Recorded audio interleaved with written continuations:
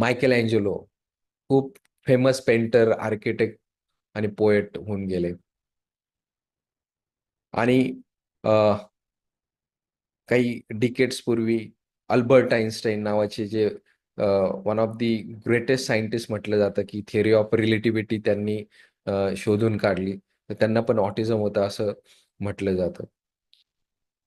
Recently example द्यायचं असेल तर स्टीव्ह जॉब, की जे Appleचे फाउंडर होते, त्यांना पण ऑटिझम होता असं म्हटलं जातं.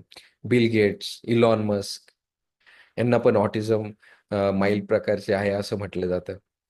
तर हे व्यक्ती म्हणजे कोणतेही फील्ड घ्या, सायंटिस्ट असो, बिझनेसमॅन असो, पोएट असो, आर्किटेक्ट असो, डॉक्टर असो, इंजिनियर असो, म्युझिक डायरेक्टर असो, टेम्पल ग्रँडिन नावाचे अजून एक फेमस ऑटिस्टिक ॲनिमल सायंटिस्ट आहे. तर प्रत्येक फील्डमध्ये त्यांनी समाजासाठी